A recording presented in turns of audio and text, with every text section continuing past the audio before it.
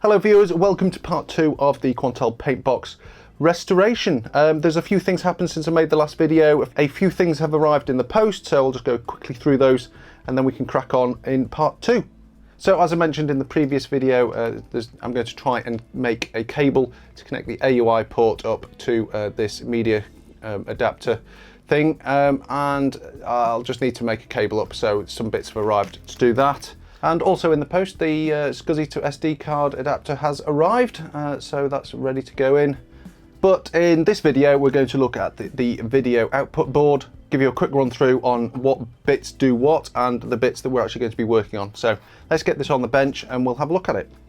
So what you are looking at here is the Quantel Video Out 5 board. This board is one of the later generation of video output. I haven't seen these in machines before around about 1993, 94, sometime like that. So I think these were a later edition. I think these were introduced with Picturebox. And what Picturebox actually does is it's essentially exactly the same as a Quantel Paintbox, but it doesn't really have a user interface and it only does very basic operations. What it does is it stores a large library of pictures which can then be queued up and then displayed in a sequence, programmed by a little control panel, and then sent to the output where it can be mixed with another image. So in a situation like in news, where you'd have somebody talking to camera and then you'd have a little inset box which might show a picture of of something to do with the current story that the announcer is talking about, an operator would punch in a series of numbers which referenced certain pictures, and you can queue them up and bring them up as and when required. So the reason why the video output board seems to be different on these is because the Picturebox has a preview output. So you can see the current output image and you can also see the next image that's going to appear, which is obviously very useful for when you're doing stuff live. Now, the same video output board is used in the same generation of paint boxes, but they only have the main output channel, which is why you can see some missing areas on here, because this is only a single channel main output video card. The ones installed in Picturebox would have a second module here and another one here. Now, as this has two outputs, it actually has its own frame buffer on the board. The previous generations of video output board didn't. I believe they just took their image data directly over the Quantel bus at the back from the main and disk store cards. But this one seems to buffer it locally on the video output board and then sends each one to the output modules. So what I'm going to do is just go through each of the bits on this board and try and explain, to the best of my knowledge, what they do. So if we start on the right hand side here, we've got the two connectors which connect into the highway backplane, which allows it to connect to the other cards. There'll be a number of chips on here which will be bus drivers and things like that, buffers, to form an interface to the highway. There's three Quantel chips on here. I can't remember off the top of my head what these actually do. They're either combiners or image filters. I can't remember, but these are three custom Quantel parts there. The other bits around here are lots of Glue Logic 7.4 series stuff and program parts. And what these will be presumably doing is pulling the image data out of the main stores, bringing it onto this board and loading it into the frame store that we've just got here with several zip memory packages. And of course this is also going to generate the parallel 8-bit video which is going to be used by the SDI serializers on the end here. We'll talk about those in a minute. So that'll be responsible for formatting all the data into the right sequence, ready to be converted into actual video. Now the board actually has several small add-on cards built onto it. If I tilt it up here, you'll be able to see this is a daughter board, this is a daughter board, this. We've got another one here and one here. Why they weren't integrated onto the board originally, I don't know. Maybe they had some various options and requirements, whether they wanted to swap them out for alternatives. So up in the top corner here, we have this little board here. This is a sync separator. This takes the reference clock sync pulse from the back of the machine, which would come from deeper in the broadcast facility, because each facility would be synced to a master clock. So that would take this and then synchronize the whole of the paint box to that input signal. If there's no signal coming in, the paint box will just generate its own and free run. Now we've got a little bit of a closer look at the sync separator. The next board here, this one, this generates the monitor output video, which is analog RGB video. So this will convert the internal YUV video that the paint box uses internally, and convert that into RGB with a sync. And I think you can combine the sync, so you can have sync on green. There's a few definable options. You have it in software, so there'll be a few bits on this. We'll be able to switch various things on and off. And the next board along is quite an important one, because this generates the actual broadcast quality video output to the back of the machine. This has a lot more on it than the RGB one that just does the monitor, because there's a ton of different options that can be customized in the Paintbox software. You can change the front and back porch timing. You can change the sync pulse heights. You can change the sync to be separate or on the Y channel, or you can switch it to RGB or YUV. And you can also control the individual levels of all the channels with coarse and fine control. So there's quite a bit on this board to allow you to do that, which is why it's a lot more complex than the RGB one that's just used for the monitor. And another function of this board is to actually generate a PAL or NTSC composite video signal as well. So that just allows a bit more flexibility if you need an extra output for monitoring and things like that. That can actually generate a composite video signal. And if we look a bit further down here on this part of the board, we have another daughter board. This is the cursor generator. This is a bit of hardware which generates yellow or red cursor that you see when you move your pen around on the screen. So that's just all done in a bit of hardware. There's an Altera FPGA there and a few other devices, all custom programmed. On the end of the board here, we've got the final module, which is the SDI serializers.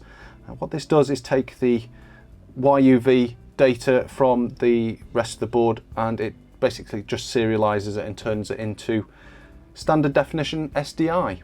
Now we'll be certainly looking at this board later on in the video, because it's these two chips here which I'm probably going to need to replace. So I will leave the detail of this one until I actually start swapping out those chips.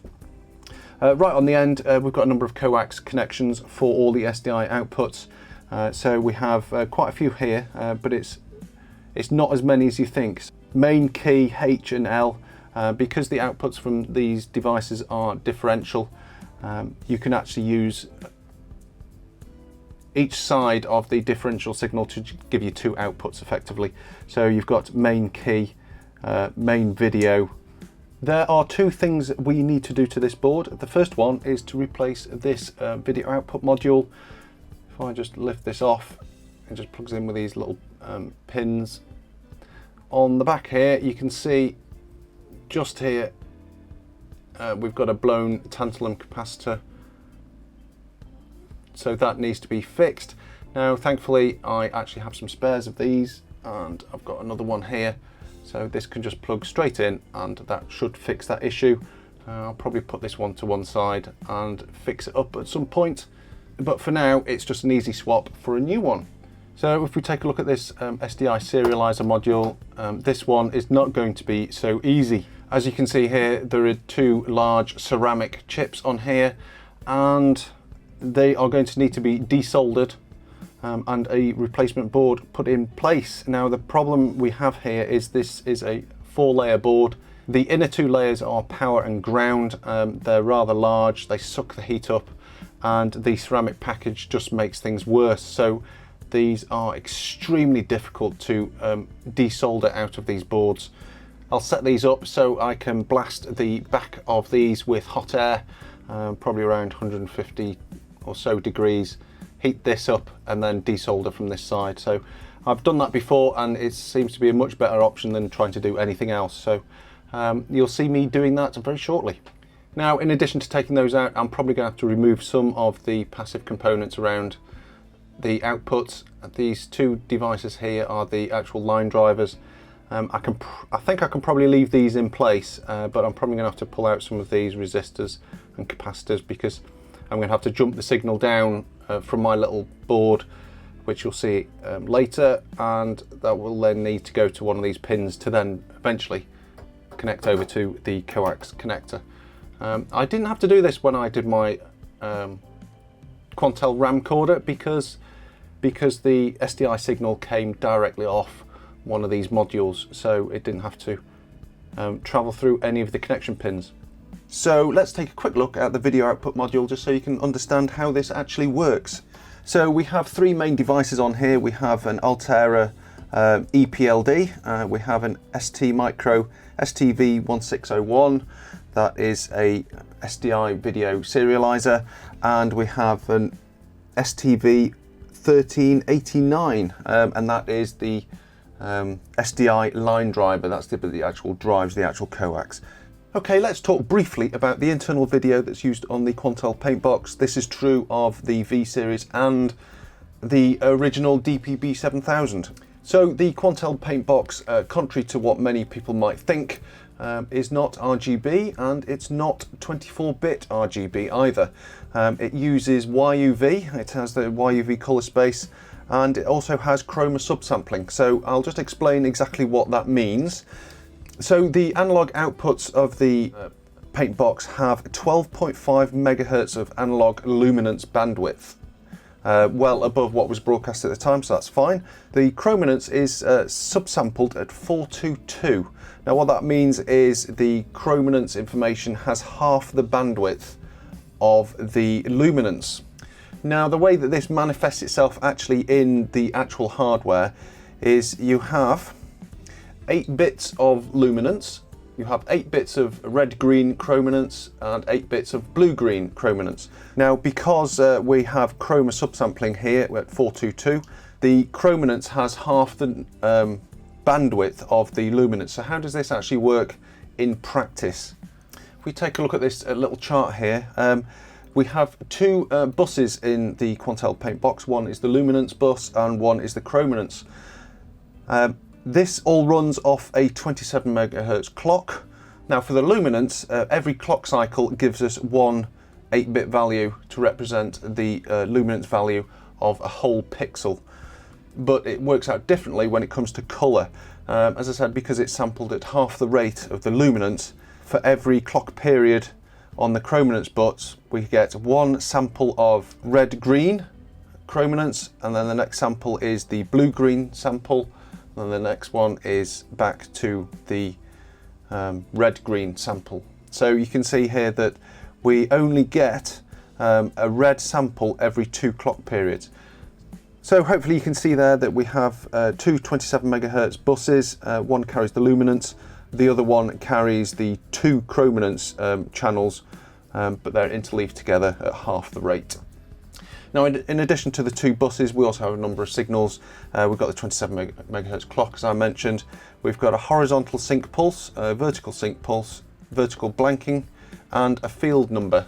As this is old analog interlaced video, there is a bit there which indicates whether you're on the even or odd field. So if we go back to our little board, what we can actually see here, this is the main video output channel. This device here takes the Quantel video signal buses and converts it into parallel 601 video data, which is a standard way to move digital video around. Because this is the main channel, this is full color. So you can see here that we've got much more connections made to this device because we have luminance and the chrominance channels. On the bottom one, which is the key, you can see there's only there's not so many connections because this one only needs the Luma.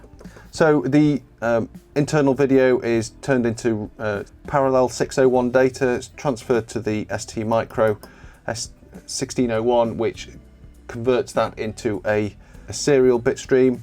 So as this was running at 27 megahertz, this multiplies that by 10. So coming out of here is 270 megahertz video, which is then driven by the 1389 line driver and then out to the coax. Right, let's talk about how we're actually going to fix this, because these two devices here have failed. It's quite common. These STV 1601s are very notorious for just failing. They just the output signal just slowly disappears. You get more and more errors on it, and eventually it just stops altogether. It's a known thing. It has been for a very long time. So what I'm going to replace it with is this little board here, which I have designed with the help of a few friends. This is using a more modern video serializer. Thankfully, because the video that comes out of these two devices is standard 601, you can pretty much use any kind of SDI serializer to do the job. So I've got this little board, and it has a footprint which is the same as the 1601s. So we need to take these out and replace it with two of these. As I said earlier, these are a massive problem to get out because they're a big old ceramic block. It's full layer board, big ground and power planes on the inner layers. It takes a huge amount of effort to get these out. So I'm going to set this up in a jig so I can actually blast the back of this with hot air while I go at it with the desoldering gun on this side. Okay, so what I've done is just covered up everything apart from the two 1601s that we want to remove with Captain tape, so that should just protect them from the heat. Right, so I've got this set up. It's blowing hot air on the back of that. I'm only at 100 degrees at the moment. I just want to get it reasonably warm. I'm going to go around and resolder all of the pins before I start desoldering. I always find it beneficial to actually put some fresh solder on these when you're desoldering. For some reason it seems to make a difference. So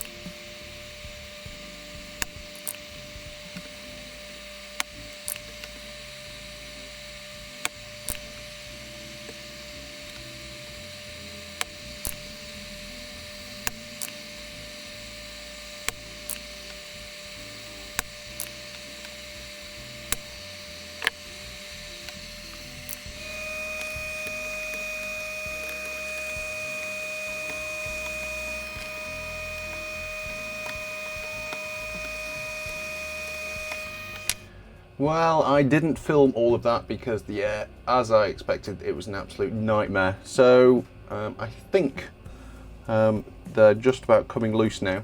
After I initially started off with the desoldering gun, that worked to an extent. There was a few that were a bit of an issue, so I switched over to using my hand pump and a soldering iron, and I've just been around through some of those, and yeah, I think we're at a point where we can try getting them off. So I'm just going to peel off all the Captain tape that we put on. This is actually still a little bit hot.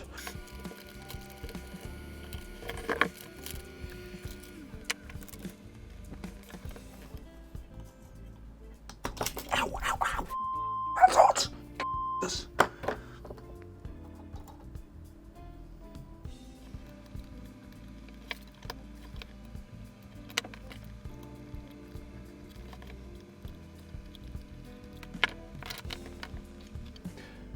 Okay, what we're going to need to do now is remove some components off this module here because we don't need this device here now, which is the SDI line driver, because The replacement one I'm using has it built in, so we can do away with a lot of the circuitry around here, which was for taking the outputs from the 1601, going into the line driver, and then some components on the output as well. That is all not needed now because it's all on this board. So what we're going to need to do is remove these 3 resistors here, these 2 capacitors, the same on the other channel.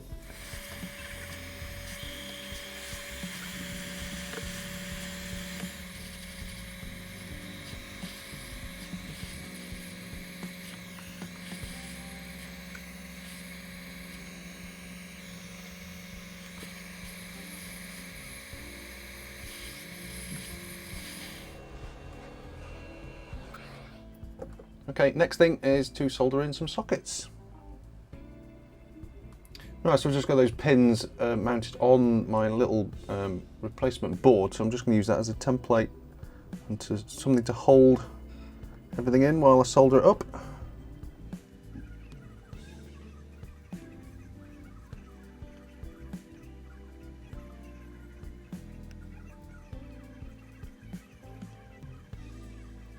Now the next thing we need to do is make a connection between the 2 SDI outputs. There's 2 because it is actually differential, but usually you just use each of those 2 differential lines as single-ended, so we effectively have 2 outputs from each of the channels here, which gives us 4 in total. So we need to make a jumper wire come from here, which is where the outputs would have been, down onto this pin here, and this one comes down onto this pin here, and then we'll do the same on that side as well. So I'm just going to use a little bit of Kynar just to make a little jumper wire.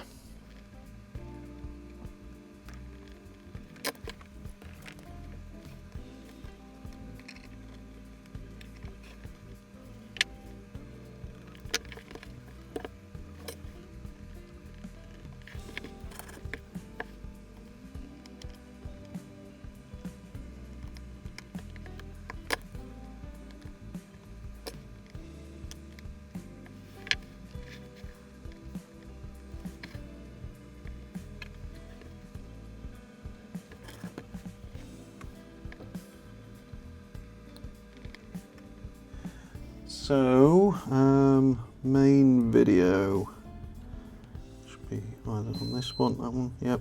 It says 1, there's the opposite key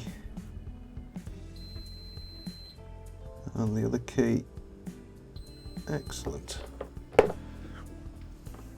I suppose I should also check stuff like ground and power just in case. So that should be 5 volts. Ground, we're going to find a ground. And then the ground. Excellent. Well, the only thing left to do now is cross our fingers, power this up and see what happens. Okay, so I had expected to be showing you footage of me powering up the machine and getting it working by now, but a lot has happened since I made the last edit.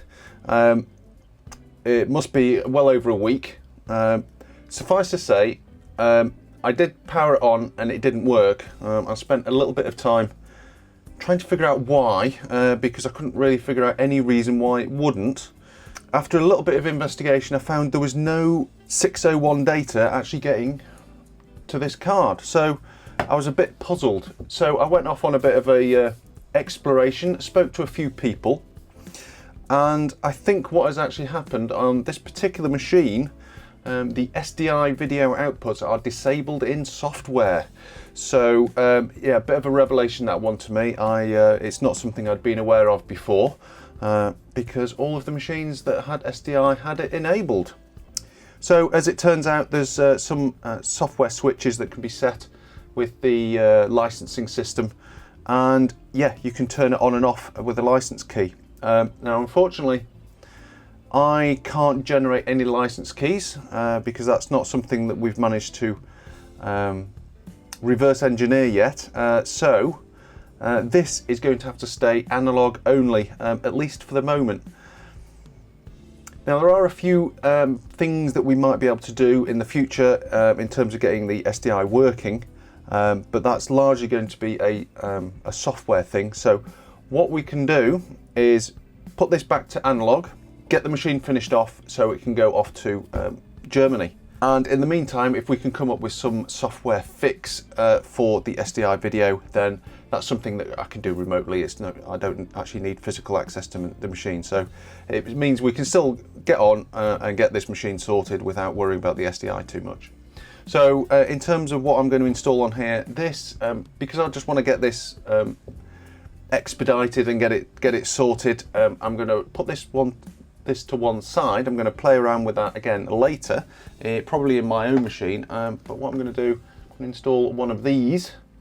This is the later version of the SDI serializer that Quantel made after they realised that the STV 1601s were a bit unreliable. So this is like a later revision of that, and that can just plug straight in there, and that will switch on and work when we can enable it in software. So I'm going to conclude this part here. I'm going to put this in the machine and then I'm going to crack on with part 3, where we hopefully get the bridge processor up and running and we install the SCSI to SD card and basically get the hardware crate finished and then give the keyboard and tablet a bit of a clean and a test. Okay, thanks for watching everybody. I'll see you on the next video. Bye for now.